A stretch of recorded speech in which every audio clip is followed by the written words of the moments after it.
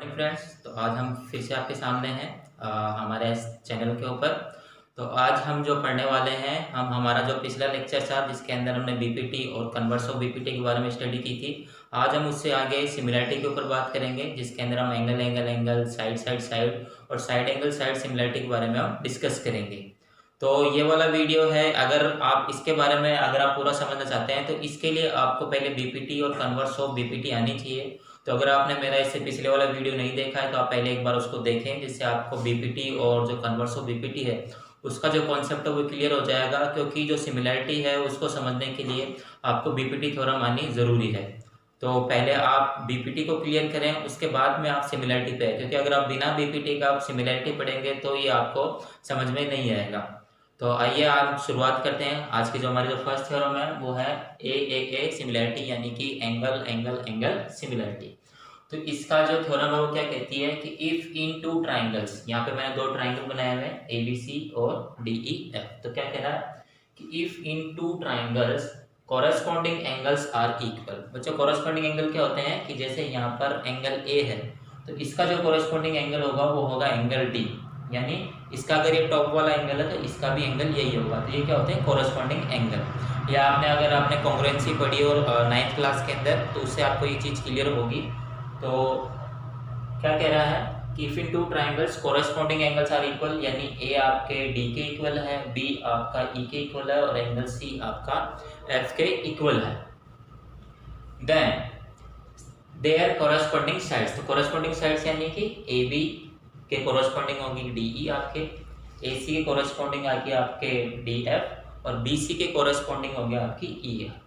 तो क्या कह रहा है कि अगर दो ट्राइंगल्स के कॉरेस्पॉन्डिंग एंगल इक्वल है, यानी एंगल तो इक्वल उनको दिए हुए हैं, तो इनके कॉरेस्पॉन्डिंग साइड्स का जो रेशियो होगा, कॉरेस्पॉन्डिंग साइड्स का रेशियो वो भी क्या होगा, इक्वल होगा। और ये जो दोनों ट्राइंगल है वो कैसे होंगे बच्चों, सिमिलर होंगे। तो इसके अंदर हमें क्या करना है कि जो गिवन है वो क्या गिवन है कि एंगल इक्वल है, और हमें प्रूफ क्या करना है, हमें इस बार दो चीजें प्रूफ करनी है। पहली कि हमको दोनों साइड्स का जो रेशियो है वो भी इक्वल करना है, और साथ ही साथ जो दोनों ट्राइंगल है वो कैसे हैं, सिमिलर है, हमको ये भी बताना है।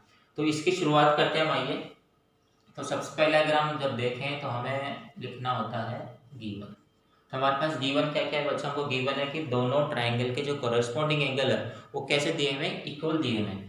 तो यानी कि हमारा जो एंगल ए है वो इक्वल है एंगल डी के, आपका जो एंगल बी है वो इक्वल है एंगल ई के, और जो एंगल सी है वो इक्वल है एंगल एफ के। ये हमको क्या है, गिवन है। हमें प्रूफ क्या करना है, तो हमें प्रूफ करना है कि दोनों ट्राइंगल के जो साइड्स का जो रेशियो है वो कैसा है, इक्वल है। अगर वो इक्वल होगा तो ये दोनों ट्राइंगल कैसे होंगे, सिमिलर होंगे। तो पहले हमें क्या करना है, साइड्स का जो रेशियो है वो इक्वल करना है। तो अब आपके दिमाग में एक चीज आ रही है, क्योंकि हम बात करेंगे इसके साइड्स के रेशियो की, तो अगर हमें साइड्स का रेशियो चाहिए तो हमें क्या लाना पड़ेगा, या तो हमें यूज करना होगा बीपीटी या कन्वर्स ऑफ बीपीटी, क्योंकि उसी के थ्रू हमने हमारे पिछले लेक्चर के अंदर साइड्स का रेशियो था वो इक्वल किया था। तो हमें प्रूफ क्या करना है, यहाँ पर A B upon D E is equal to A C upon D F is equal to B C upon E F. ये हमें क्या करना है, प्रूफ करना है, यानी साइड्स का जो रेशियो है वो हमें इक्वल प्रूफ करना है। अब इक्वल प्रूफ करने के लिए बच्चों हमें क्या करना पड़ेगा, बीपीटी लगानी पड़ेगी। लेकिन हम बीपीटी तो लगती है सिर्फ एक ट्राइंगल के अंदर, हम दोनों ट्राइंगल के अंदर तो बीपीटी लगा नहीं सकते।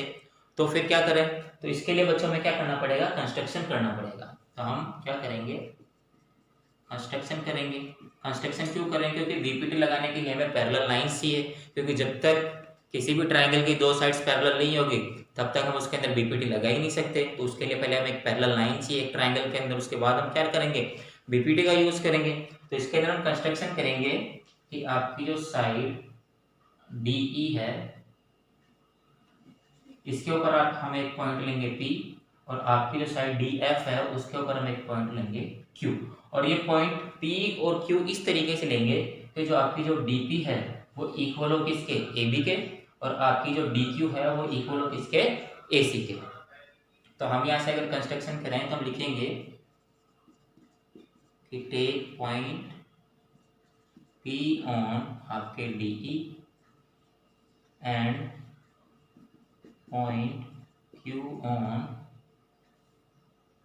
DF इस तरीके से लेंगे, सच दैट जो आपकी ए बी हो वो इक्वल हो जाए डी पी के, और आपकी जो ए सी है वो इक्वल हो जाए आपके पी क्यू के। तो हमने दो पॉइंट ले लिए, पी और क्यू। एक लिया हमने डी ई के ऊपर, एक लिया हमने डी एफ के ऊपर, और इस तरीके से लिया है कि जो आपकी डी पी है वो इक्वल हो जाए आपके डी क्यू के। अब यहाँ से अगर हम देखें तो हमें ये वाली लाइन है, हमें इसको क्या करना है, इसके पैरेलल प्रूफ करना है। देखिए पैरेलल है नहीं, क्योंकि जब तक ये लाइन हमें पैरेलल नहीं मिलेगी तब तक हम क्या करेंगे, रेशियो नहीं निकाल सकते। तो पहले इसको हमें पैरेलल प्रूफ करना है। तो पैरेलल प्रूफ करने के लिए हम क्या करेंगे बच्चों, इसके अंदर जो पहले हम चीज यूज करेंगे वो करेंगे हम कॉन्ग्रुएंसी का। तो ध्यान रखना बच्चों कि अगर आपको सिमिलैरिटी समझनी है तो सिमिलैरिटी को समझने के लिए आपको पहले कॉन्ग्रुएंसी भी आनी जरूरी है। तो हम क्या करेंगे, हमने इसको कट इस तरीके से किया है कि ये जो ए बी है वो डी पी के इक्वल है, ए सी है वो डी क्यू के इक्वल है। तो हम क्या करेंगे, पहले दो ट्राइंगल लेंगे, आपका ए बी सी और आपका डी पी क्यू। तो हम यहाँ से अगर हम सॉल्यूशन लिखते हैं इसका, तो सबसे पहले हम लिखते हैं in triangle A B C and triangle D P Q. तो यहाँ से अगर हम देखें तो हमें एंगल जो ए है वो एंगल डी के कैसा है, इक्वल है। और ये हमें कैसे पता ये क्या है, गिवन है ऑलरेडी हमें, इसका हम रीजन लिख देंगे गिवन। साथ ही साथ हमारी जो साइड ए बी है वो इक्वल है डी पी के। ये हमारा किससे है बच्चों, कंस्ट्रक्शन से। और जो हमारी ए सी है वो इक्वल है हमारे डी क्यू के, ये भी किससे आया, कंस्ट्रक्शन से। तो आपको प्रॉपर्टी याद होगी, side angle side, side angle side, congruency की प्रॉपर्टी है ये। तो साइड एंगल साइड से जो आपका जो ट्राइंगल है ए बी सी वो क्या हो जाएगा, कॉन्ग्रुएंट हो जाएगा आपके ट्राइंगल डी पी क्यू के। और इसका रीजन क्या होगा, एस ए एस कॉन्ग्रुएंसी, यानी साइड एंगल साइड जो आपकी कॉन्ग्रुएंसी है, इससे आपके दोनों ट्राइंगल कैसे हो जाएंगे, कॉन्ग्रुएंट हो जाएंगे। अब कॉन्ग्रुएंट हमने क्यों किया, देखो हमें जो प्रूफ करना है वो करना है हमें साइड्स का रेशियो। तो रेशियो करने के लिए हमें क्या चाहिए, दो ट्राइंगल चाहिए, कॉन्ग्रुएंट चाहिए। तो हम क्या करेंगे इसके अंदर पहले कि यहाँ से हमने जब ट्राइंगल को कॉन्ग्रुएंट कर दिया तो हम सीपी से क्या देखते हैं, जो आपका जो एंगल बी है वो इक्वल हो जाएगा एंगल पी के, और आपका जो एंगल सी है वो इक्वल हो जाएगा एंगल क्यू के। अभी ऐसा हम क्यों कर रहे हैं ये आपको आगे पता चल जाएगा। तो यहाँ से अगर हम लिखें तो आपका जो एंगल डी है वो इक्वल हो जाएगा एंगल पी के, और जो आपका एंगल सी है वो इक्वल हो जाएगा एंगल क्यू के। और इसका रीजन हम लिख देंगे सीपी से, यानी corresponding parts of congruent triangles, ये आपको मालूम होगा। अब यहाँ से अगर हम देखें तो हमको ऑलरेडी ये मालूम था कि जो एंगल बी है वो एंगल ई के इक्वल है, क्योंकि हमको ऑलरेडी गिवन है। और यहाँ से हमने कॉन्ग्रुएंसी से एंगल बी को एंगल पी के क्या कर दिया, इक्वल कर दिया। तो क्या हमारा जो एंगल ई है वो भी पी के इक्वल हो जाएगा था, क्योंकि बी ऑलरेडी इसके इक्वल था, बी ही पी के भी इक्वल है। तो क्या पी और ई आपस में इक्वल होगा क्या, बिल्कुल होगा। और सिमिलरली आपका जो एंगल सी है वो पहले एफ के इक्वल था, और अभी हमने सी को क्यू के इक्वल कर दिया। तो क्या क्यू एफ के इक्वल होगा क्या, तो हम लिखेंगे कि जो हमारा जो एंगल है बी वो इक्वल था पहले ई के, और यहाँ से हमने प्रूफ कर दिया कि जो बी है वो इक्वल है किसके, पी के। तो यहाँ से ये तीनों एंगल आपस में कैसे हो जाएंगे, इक्वल हो जाएंगे। और साथ ही साथ हमारा जो एंगल सी था वो पहले इक्वल था एंगल एफ के, और यहाँ से हमने जो सी है उसको प्रूफ कर दिया क्यू के। तो क्यू भी किसके इक्वल होगा, एफ के। तो यहाँ से जो हमारा एंगल क्यू भी है वो क्या आ जाएगा बच्चों, इक्वल आ जाएगा। अब यहाँ से अगर आप एक चीज देखें, हम नोटिस करें तो ये वाला जो एंगल है वो इसके इक्वल आ गया, ये एंगल है वो इसके इक्वल आ गया। और ऐसा बच्चों कब होता है, ऐसा तब होता है, एक ही कंडीशन पे हो सकता है कि जब ये वाली लाइन इसके कैसी हो, पैरेलल हो।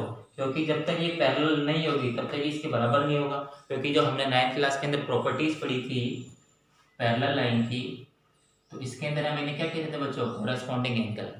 तो ये एंगल इसके इक्वल होगा, क्यों होगा, क्योंकि ये दोनों आपस में कैसे हैं, कोरेस्पॉन्डिंग एंगल है। और अगर ये आपस में कोरेस्पॉन्डिंग एंगल है तो आपकी जो पीई है वो पैरेलल हो जाएगी किसके, ईएफ के। तो यहाँ से हम लिख देंगे कि जो आपका एंगल पी है वो बराबर है एंगल ई के, एंड आपका जो एंगल क्यू है वो इक्वल है एफ के। सो पी क्यू जो लाइन है वो आपकी पैरेलल हो जाएगी ई एफ के। उसका रीजन क्या होगा? ड्यू टू कॉरेस्पॉन्डिंग एंगल, क्योंकि ये कॉरेस्पॉन्डिंग एंगल होंगे तभी ये लाइन पैरेलल होगी, या ये लाइन पैरेलल होगी तभी ये इक्वल हो सकते हैं। तो इस तरीके से आपकी जो दोनों लाइन है वो कैसे हो जाएगी? पैरेलल हो जाएगी। अब मैं आगे इसको मिटाने वाला हूँ, तो आप एक बार वीडियो को पॉज करें और इसको नोट डाउन कर लें।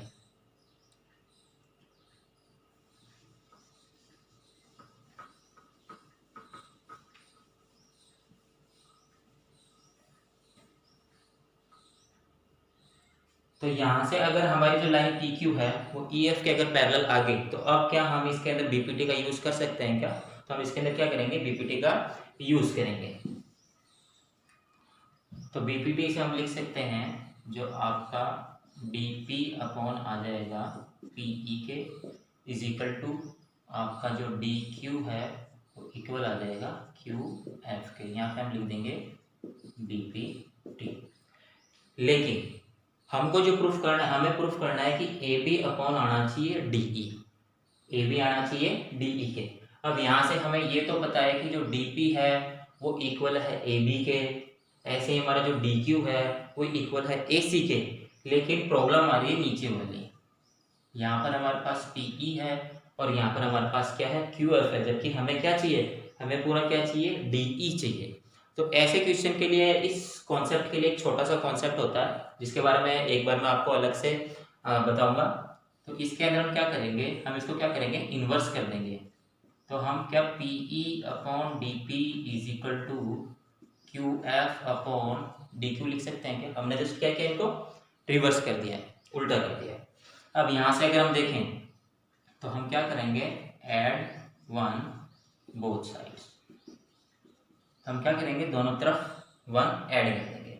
तो यहाँ से अगर हम देखें तो P E upon D P plus one is equal to Q F upon D Q plus one. अब ऐड करने से क्या होगा? ऐड करने से ये होगा बच्चों कि जब हम एलसीएम लेंगे तो P E plus D P, P E plus D P क्या बन रही है आपकी? D E. P E plus DP क्या बन गया आपका? डीई। तो अपॉन में डीपी एलसीएम आएगा। सिमिलरली इधर करेंगे हम q f plus d Q upon में d q. Q f plus d q क्या बन रहा है? D f. यही तो हमको चाहिए। तो यहाँ से हम क्या लिख सकते हैं इसकी जगह? पीई प्लस डीपी की जगह, पीई प्लस डीपी की जगह हम क्या डीई लिख सकते हैं क्या? तो हमने लिख दिया डीई अपॉन में DP is equal to D Q plus Q F की जगह हम डी एफ लिख सकते हैं क्या? तो हमने वापस यहाँ पे क्या लिख देंगे? डी एफ अपॉन में डी क्यू। और फिर से वही बात आती है कि ये वाली चीज़ तो हमें कहाँ चाहिए थी? नीचे चाहिए थी। तो हम इसको दोबारा क्या कर देंगे? इन्वर्स कर देंगे। तो यहाँ से हम इसको इन्वर्स कर दें तो वापस हम इसको लिख सकते हैं डी पी अपॉन के अंदर D E is equal to D Q upon के अंदर डी एफ। अब यहाँ से अगर हम देखें तो हमारा जो डीपी है वो किसके इक्वल है? ए बी के। कंस्ट्रक्शन से शुरुआत के अंदर अगर आप भूल गए हो तो वीडियो को वापस रिवर्स करें और देखें कि हमने जो कंस्ट्रक्शन किया था वो क्या किया था? डीबी था, वो इक्वल था किसके? डीपी के। तो यहाँ से अगर हम देखते हैं तो हम डीपी की जगह क्या लिख सकते हैं? ए बी अपॉन में हमारा क्या है? DE is equal to D Q upon के अंदर डी क्यू की जगह में क्या रखना है? ए सी। और उसके नीचे क्या आ जाएगा? आपके डी एफ। और सिमिलरली हम लिख सकते हैं डी सी अपॉन के अंदर ई एफ। तो इस तरीके से ये जो आपका रेशो है वो क्या आ गया बच्चों? इक्वल आ गया। और अगर ये रेशो इक्वल है तो आपकी ये जो सिमिलरिटी वाली जो थ्योरम है वो यहाँ पर क्या होती है बच्चों? कंप्लीट होती है। तो यहाँ से अब एक बार मैं आपको दोबारा बता देता हूँ हमने क्या किया कि यहाँ पे आपको दो ट्रायंगल दिए थे जिनके कोरेस्पॉन्डिंग एंगल दिए हुए थे। हमको क्या प्रूफ करना था कि अगर इन दोनों की कोरेस्पॉन्डिंग साइड्स का जो रेशियो है अगर वो इक्वल आ जाता है तो दोनों जो ट्रायंगल होंगे वो कैसे होंगे? सिमिलर होंगे। तो इसके लिए हमने क्या किया? कॉन्ग्रुएंसी का यूज किया और साथ ही साथ बीपीटी का यूज किया। कॉन्ग्रुएंसी आपकी 9th क्लास के अंदर है, बीपीटी हमने हमारे इससे पिछले वाले लेक्चर के अंदर पढ़ी थी क्योंकि बिना बीपीटी के हमको नहीं आएगा। एक चीज़ हमेशा ध्यान रखना बच्चों कि अगर हमको जहाँ पर भी रेशो यूज़ के अंदर करना है तो ध्यान रखना वहाँ पे हम या तो बीपीटी या क्या बोलते हैं कन्वर्स ऑफ बीपीटी जरूर यूज करेंगे। हाँ, आगे वाले जो इससे आगे जो चैप्टर आएंगे उसके अंदर हम रेशो सिमिलैरिटी से भी यूज करेंगे, क्योंकि सिमिलैरिटी से हमने रेशो ही तो इक्वल किया है। लेकिन जब आगे हम क्वेश्चन करेंगे, देखो जो बीपीटी है वो लिमिटेड है पैरेलल लाइंस तक। बीपीटी का जो लिमिटेशन है वो कहाँ तक है? पैरेलल लाइन तक। जब तक पैरेलल लाइन नहीं होगी तब तक हम बीपीटी का यूज नहीं कर सकते। लेकिन उसके अलावा अगर हमारे पास कोई दूसरा ऑप्शन है जिसके अंदर हमको कंपेयर करवा रहा है रेशो दो ट्राइंगल्स की साइड्स का, तो उसके अंदर हम किसका यूज करेंगे आगे जाके? सिमिलैरिटी का। इसीलिए हम ये चीज पढ़ रहे हैं, क्योंकि हर बार हर ट्राइंगल के अंदर हमको पैरेलल लाइंस तो देगा नहीं। तो तब हम अगर दो ट्राइंगल्स को अगर हम कंपेयर करना चाहें उनकी साइड्स का रेशो को, तो किस तरीके से करेंगे? तो जब हम वहाँ पे कॉन्सेप्ट यूज करेंगे तो वहाँ पे क्या करेंगे? सिमिलैरिटी करेंगे। अब मैं आपको एक बार ये चीज बताता हूँ कि हम ये जो वन वाला जो कॉन्सेप्ट है ये क्यों यूज करते हैं, कि आखिर इसका यूज क्या है। देखो बच्चों, आपसे जो बहुत सारे जो क्वेश्चन आपसे आगे जाके जो पूछे जाएंगे रेशियोज के अंदर, उसके अंदर क्या होगा कि आपको इस तरीके से ट्राइंगल दिया जाएगा, वही आपको पैरेलल लाइन दी जाएगी।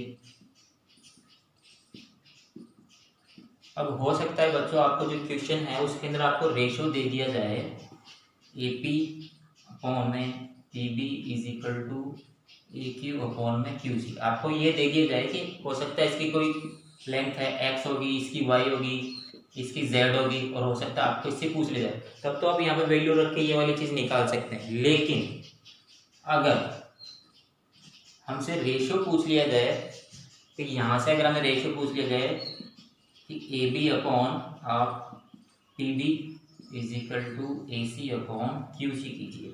अब हमें यहाँ पे क्या चाहिए? AB चाहिए, जबकि हमको गिवन क्या है? AP। अब AP से हमको कहाँ पे जाना है? AB पे जाना है। तो जब भी ऐसा हो कि हमें जब भी छोटे से बड़ी पे जाना है, कहाँ पे? छोटी वाली लाइन से हमको बड़ी, यानी हमको इतना पोर्शन दिया है, इससे हमको इतने पे जाना है, तो उसके लिए हमेशा हम क्या करेंगे +1 करेंगे। यानी अगर मैं यहाँ से, ये सब तो हमसे क्या किया हुआ है? पूछा गया है यहाँ से, तो यहाँ से अगर मैं AB अपॉन PB में +1 करूँ, यहाँ से मैं AQ अपॉन QC में +1 करूँ, मुझे इतने से इतना चाहिए, तो मैंने क्या किया? +1 किया। क्योंकि जब मैं +1 करूँगा, एलसीएम लूंगा, तो ये वाला जो अपना जो डिनोमिनेटर है ये ऑटोमेटिकली ऊपर जाएगा, इसमें ऐड हो जाएगा, और इसका और जो इसका सम है वो पूरा इसके बराबर आ जाएगा। तो यहाँ से क्या आएगा? AB प्लस PB अपॉन में PB आ जाएगा is equal to AQ plus QC upon में QC करेंगे। अब यहाँ से AP plus AP plus PB कितना हो जाएगा? AB हो जाएगा, और अपॉन में क्या आ रहा है हमारे पास? PB। यहाँ से करेंगे तो AQ प्लस QC कितना आ जाएगा हमारा? AC, और अपॉन में हमारा क्या दिया हुआ है? QC। तो इस तरीके से हम क्या करते हैं? +1 या -1 का यूज करते हैं। अगर हमें पूरा दिया होता, अगर हमें ऑलरेडी क्या दिया होता? पूरा दिया होता, कि हमें दे देता AB अपॉन PB दिया हुआ था is equal to AC upon QC दिया होता। अब की बार हमें पूरा दिया हुआ है, यानी इतना अपॉन ये AC अपॉन QC, और हमको पूछ लेता अब की बार हमसे ये वाली चीज पूछ लेता, तो अब क्या करते? अब की बार -1 यूज करते। तो -1 यूज करने से क्या होता? AP upon PB -1 is equal to AC upon QC -1।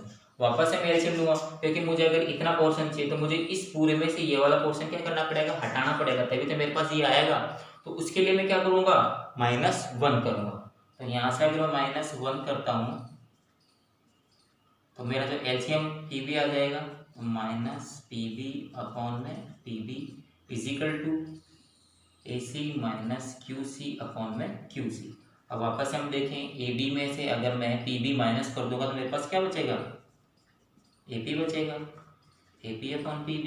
और AC में से मैं QC माइनस करूंगा तो मेरे पास क्या बचेगा?